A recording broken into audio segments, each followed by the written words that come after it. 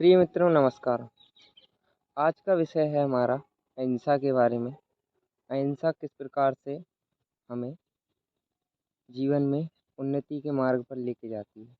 अगर व्यक्ति हिंसक है तो कुछ अलग ही परिणाम होंगे, अगर अहिंसक है तो कुछ अलग परिणाम होंगे।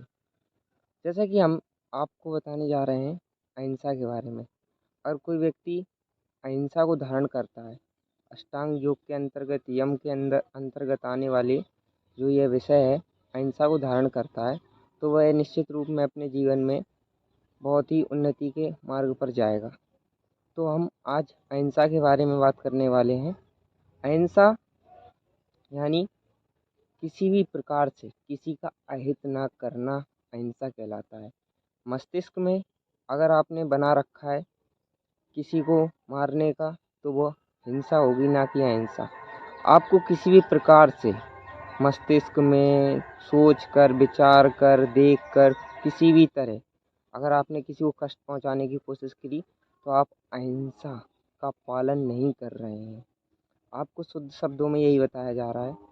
तो अष्टांग योग के अंतर्गत 4 विषयों में अहिंसा को बांधा गया है। व्यक्ति को जो 4 नियम हैं उनका नियम का पालन करना है। उसके हिसाब से उसे अहिंसा और हिंसा में अंतर समझ में आना चाहिए। हम आपको बताने जा रहे हैं।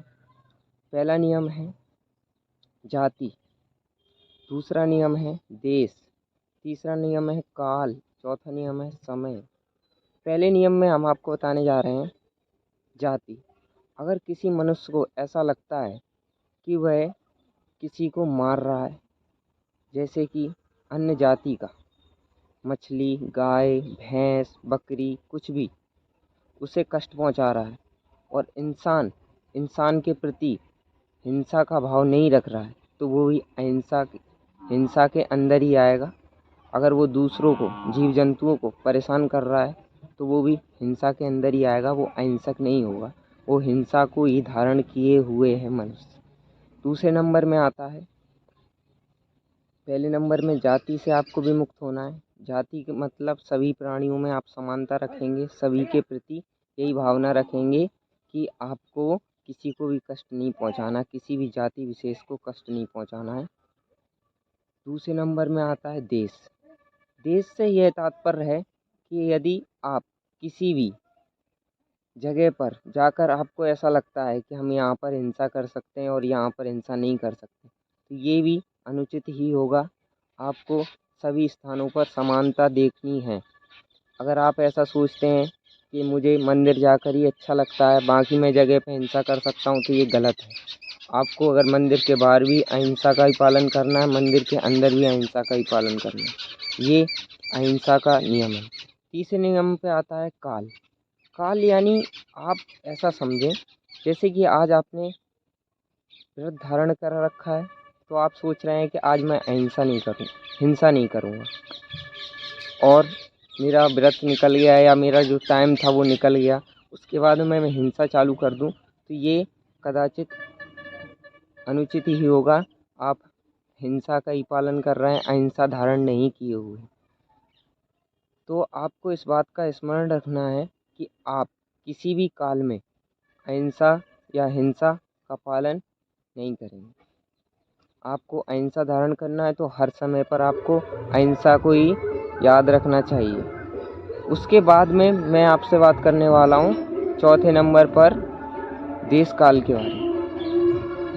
देश काल जो कि काल के बाद में आया समय यानी आप ऐसा सोचें कि आपको अर्धरात्रि में हिंसा करना है, तो ऐसा नहीं हो सकता। अगर कोई व्यक्ति ने अहिंसा को धारण कर रखा है, तो उसे हर टाइम पर ही अहिंसा ही धारण करके रखना होगा, जिससे कि वह व्यक्ति अहिंसक बन जाए। आगे आपको ये अहिंसा के बारे में इसलिए सिखाया जा रहा है क्योंकि आपने अगर अहिंसा को धारण किया, तो ऐसा बताया जाता है कि मनुष्य ऐसा कहने लगता है कि फिर वो हिंसा नहीं करेगा, तो फिर वो कैसे सुरक्षित रहेगा। तो आपको इसके भी नियम हैं। अगर वेदों के अनुसार देखा जाए तो इसके भी नियम हैं। अगर आपको हिंसा करनी है, तो वो वैदिक परंपरा से ही हिंसा करनी है। वैदिक हिंसा हिंसा न भवति। अगर वेदों के अनुसार आप हिंसा कर रहे हैं तो वो हिंसा नहीं है। जैसा कि एक सैनिक सैनिक जब देश की रक्षा करता है तो उसको प्रतिद्वंदी अपने सामने वाले के ऊपर प्रहार ही करना पड़ता है, उसे मारना ही पड़ता है। वह वहाँ पर ये नहीं सोच सकता कि वो हिंसा कर रहा है।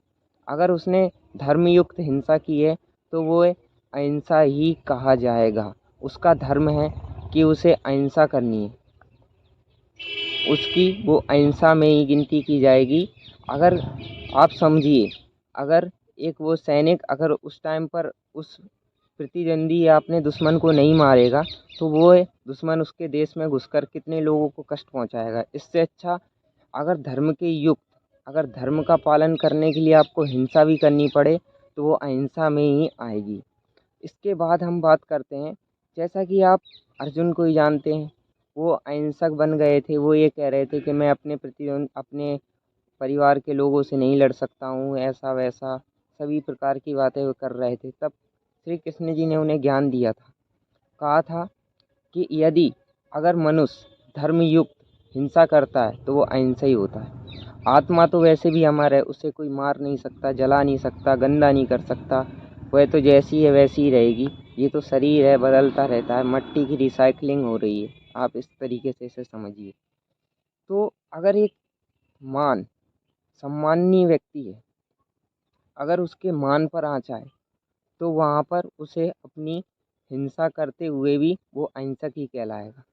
आप समझिए, अगर एक कोई व्यक्ति है जो आपके सामने खड़ा है और आपको उसके ऊपर मन में बहुत कस के गुस्सा आ रहा है, आप उससे लड़ नहीं सकते, आप उसे हिंसा नहीं पहुंचा रहे, लेकिन मन में सोच रहे हैं, तो वो हिंसा ही कहा जाएगा। क्योंकि आप या तो उससे दुर्बल होंगे या फिर किसी चीज़ में तो कम होंगे, तब उससे आप लड़ नहीं रहे डायरेक्ट, लेकिन आपने मन में तो ऐसा सोच रखा है। इसलिए आपको किसी के भी प्रति कभी भी हिंसा का भाव नहीं रखना है, मन के अंदर भी नहीं रखना है।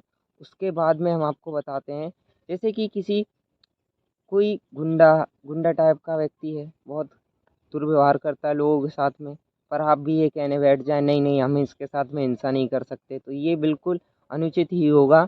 आपको उस टाइम पर उसके तिरस्कार करना होगा, उसे आप घर में बैठाल के नहीं खिला सकते। आप ऐसा कहने लगें कि हम हिंसा नहीं कर रहे, इसे भी प्यार से रखेंगे, ऐसा कुछ भी नहीं है। वो गलत है तो उसे हटाना ही होगा आपको। तो आप मूढ़ व्यक्ति हैं, आपके अंदर बिल्कुल भी समझ नहीं है। अगर जो गलत है तो उसे गलत ही करना होगा आपको। इसके बाद में हम आपको बताते हैं कि हिंसा इतने प्रकार से की जा सकती है, लेकिन तब भी उसे अहिंसा के अंदर ही रखा जाता है। अगर आप वैदिक परंपराओं से हिंसा करते हैं तो आप अहिंसा का ही पालन कर रहे हैं। लेकिन अहिंसा की आवश्यकता क्यों पड़ी? इसकी आवश्यकता इसलिए पड़ी, अगर व्यक्ति जीवन में इसको धारण करेगा, अष्टांग योग के यम के अंतर्गत आने वाली ये बिंदु है जिस पर हम चर्चा कर रहे हैं, तो इसको अगर वह धारण करता है तो वह ऐसा माना जाता है, ऐसा बताया गया है, वेदों में पुराणों में बताया गया है कि जो कि अगर व्यक्ति अहिंसा कर रहा है तो उसके सामने आने वाला व्यक्ति जो उसे हिंसा पहुंचाना चाहता है या कष्ट देना चाहता है, वह भी उसके पर्यावरण में या आवरण में आते ही अहिंसक ही बन जाता है। इसलिए अगर आप किसी के प्रति हिंसा का भाव नहीं रख रहे हैं तो निश्चित तौर पर आपके सामने जो व्यक्ति आएगा वो अहिंसक ही बन जाएगा। जैसा कि आप गौतम गौतम बुद्ध जी को जानते होंगे, अंगुलीमाल नामक राक्षस था, उनके ऊपर प्रहार करना चाहता था, लेकिन वो चाहकर भी उनके ऊपर प्रहार नहीं कर पा रहा था। क्यों नहीं कर पा रहा था? अन्य व्यक्तियों को तो उसने इतनी बार मार लिया, इतना सब कुछ कर लिया, लेकिन उनके ऊपर ऐसा क्यों नहीं हो रहा था? वो इसलिए नहीं हो रहा था क्योंकि उन्होंने अहिंसा को धारण कर रखा था। वह किसी को नहीं मारना चाहते थे, ना वो किसी को कष्ट पहुंचाना चाहते थे।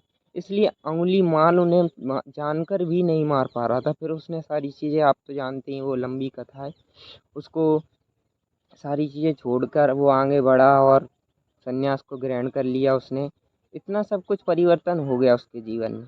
तो आपको भी इस बात का स्मरण रखना चाहिए कि अगर आप इस अहिंसा को धारण करते हैं अपने जीवन में, तो मैं निश्चित तौर पर ही कह सकता हूँ कि आप भी अपने जीवन में उन्नति पर ही होंगे।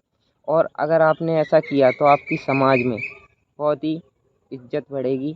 और जैसा कि हम सामाजिक प्राणी हैं, मनुष्य हैं, तो आपको समाज में ही तो इज्जत चाहिए, जो कि भौतिक स्तर पर तो आपको मिलेगी, लेकिन ईश्वरीय स्तर पर भी आपको प्रदान होती रहेगी। अगर आप परमात्मा के करीब जाना चाहते हैं तो आप अहिंसा इस बिंदु को धारण करें। यम के अंतर्गत जो आता है, अन्य वीडियो में अन्य बिंदुओं पर चर्चा की जाएगी।